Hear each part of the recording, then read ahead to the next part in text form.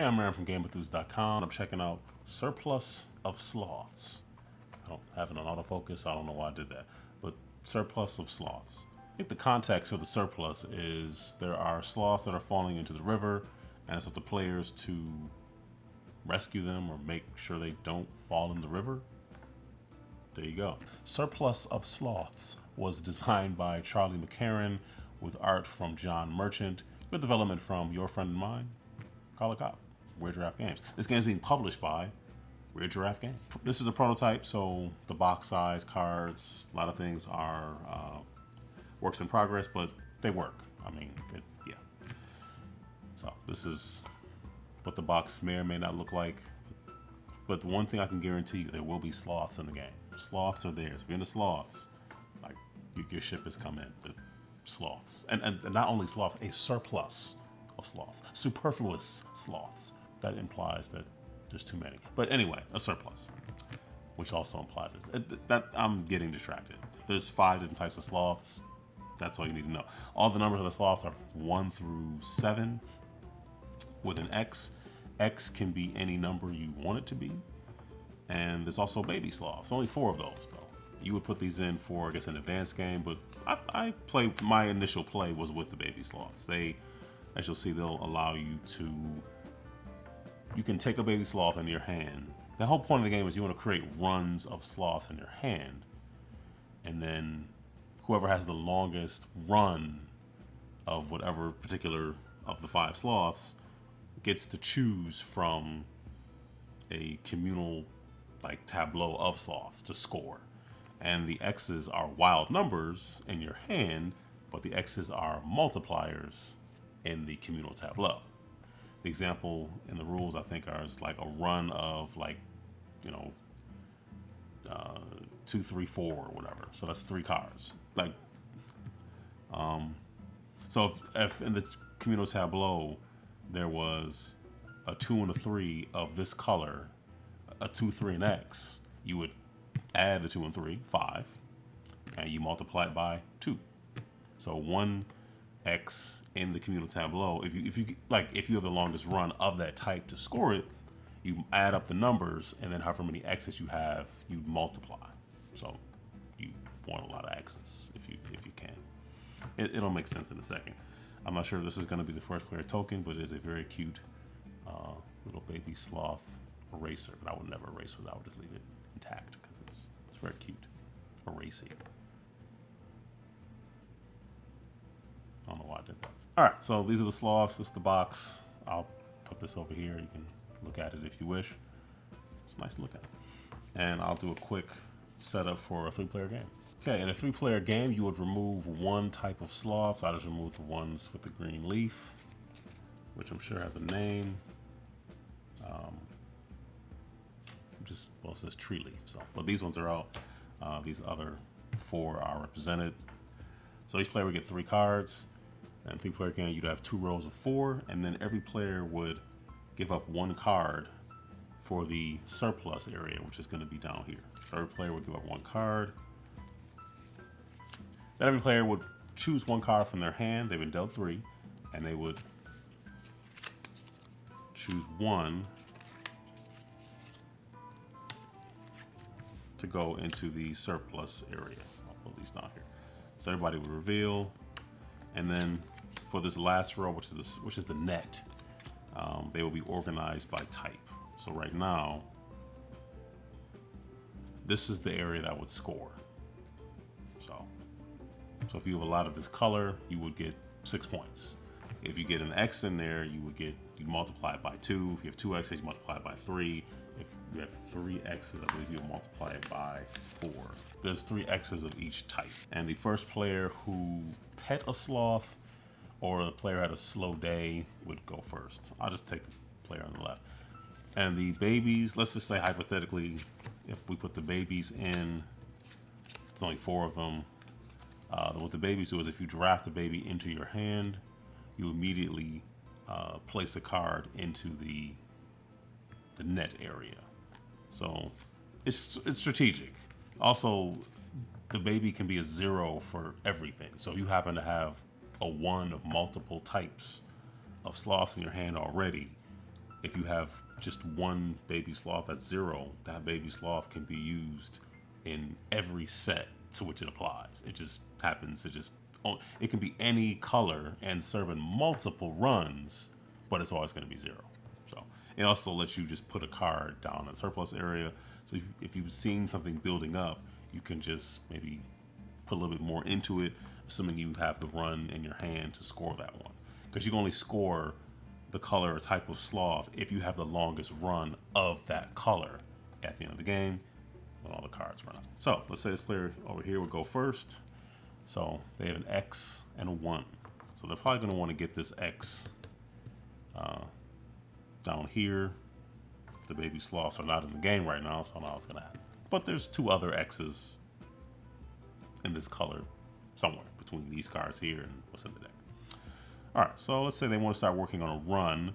Since this can be any number, then let's say they take this 7, and now they have a run of 1 purple and then a run of 6, 7 in this color. So they have 2 runs. I mean, a single card is considered a run. So whatever row the first player picks from, everybody has to choose from that row. So this player, oh, they have 2 X's here. So let's say they take this 2, okay. And then this player is going to take this 3, because why not? So the last card that's up there in a particular row will just come down to the surplus area and just start building out all the types of that type of sloth. So then all of the sloths that have the brown color or the symbol, I do like the fact that there's accessibility features on the cards. And then the row that was cleared out will get replenished. I promise you I did shuffle these. It doesn't look like it right now, but I did. And I'm just messing this up like they're all over the place here. So now it would go to the next player. It would go to the next player to choose first. So this player would go first. I should have been using this, so it should have been moving like this. I think play goes clockwise. You just move the little baby sloth marker there, and then you are the active player. So it'll probably behoove me to take this 3, because then I'll have a set of 1, 2, 3, or 2, 3, 4, whatever. So say I just took this 3, and then this player will go. They have to choose from here. We're gonna take this 2, because why not? And then back over to this player. They don't have any of these colors, but they'll just take the 7, which means that this is now gonna come down here. So this will be 11 with no multiplier. So if you get an X in there and you have the largest run of that color, you're sitting pretty. All right, I'll take another turn here. Let's lay these out here. All right, this player is going to go first. Oh, they're going to take this. So now they have 1, 2, so they're working on something.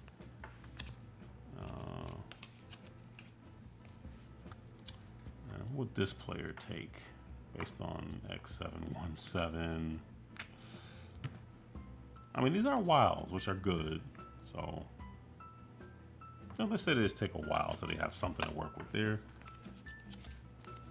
And then this player here, they're just going to take the 6, which means that this will just come down here, and then this row will get replenished.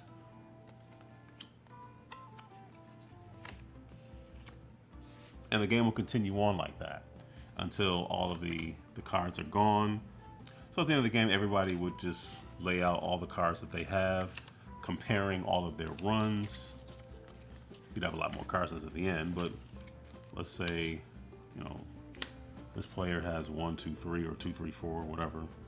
And let's say they had the longest run for that particular type of sloth, then they would score the corresponding number of sloths in that area. It would just be 4 points. It would, presumably be more than that at the end of the game, but so much how it works. But you know, if you throw an X in there, then it'll be 4 times 2. That'll be 8. So every X is, you know, 1 is 2, 2 is 3, 3 is 4. So you get those multipliers going. But yeah, that is essentially how Surplus of Sloths plays, and it plays pretty quick, and it's fun. And you, like, the thing that's interesting is you have some agency in terms of you can choose what cards, well, to some degree, what you can get. Typically on your turn, it's going to be at least 2 things left. You can pick one, so you have some options, some choices there. And if you go first, you can choose anything, you know, of the the top 2 rows. Should also mention this game is playable from 2 to 5 players, if memory serves. If I mentioned that before, yeah, it's 2 to 5 players. It's kind of game where you can play it pretty quickly, and you can't see your hopes and dreams dashed. And by that I mean, no, I mean, you know, you can be building a really nice run, and then someone can have a run that's really not doing a whole lot, but they get some X's down here. Yes, you want to be careful and try to pay attention when people are grabbing. And if there are X's here, you probably don't want to leave an X left over for someone else to get. If you're not competing or competitive for that type of sloth, because you're just giving them a multiplier for whatever they have. And they can, even if it looked like you were doing okay, they can blow you out of the water.